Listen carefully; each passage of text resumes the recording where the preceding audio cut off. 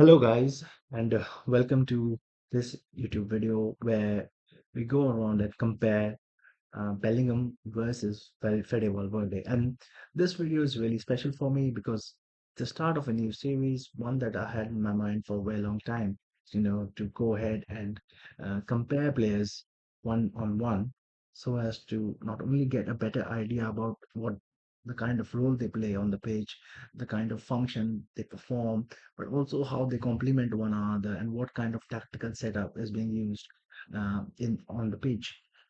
um, so welcome to my channel. This is Hala Madrid. It's a channel that I created to foster a community of English-speaking Real Madrid fans where we can get together and talk about all things Real, something that we love really so much.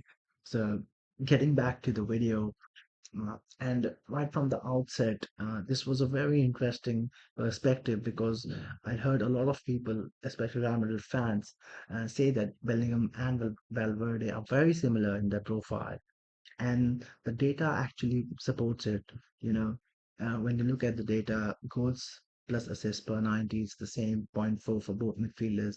Expected goals plus expected assists per 90, again 0.41 for Bellingham versus 0.38 for Valverde.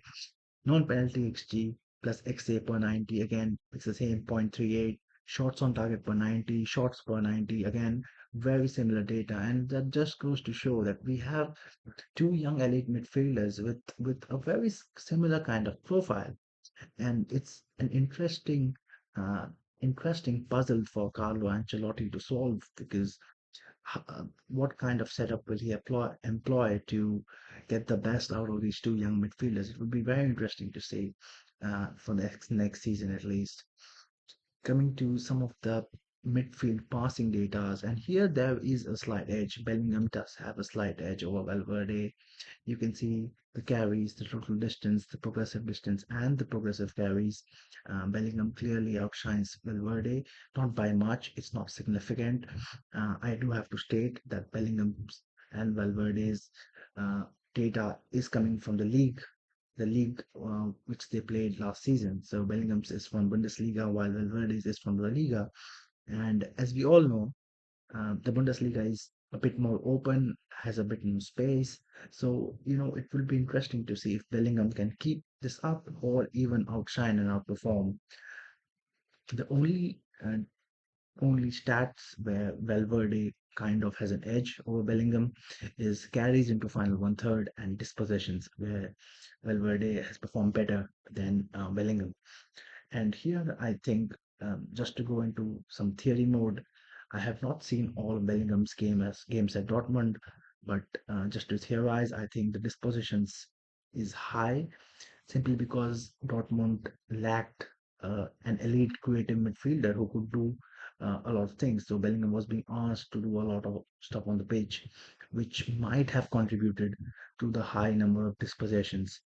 While Valverde's carries into final one third might be coming from the fact that oftentimes he was playing that right winger slash advanced right midfielder role and also covering for our right back. Especially in defensive games where Valverde was the one providing the width. So that could probably explain the discrepancy, but it would be very interesting to see how both of these young midfielders continue to perform for the next season and coming years for Real Madrid. If you like this sort of comparison video, do let me know, and I will make more of such comparisons with our other young elite midfielders, Chouameni, Camavinga, and our veteran midfielders, Cruz, Modric, and Ceballos.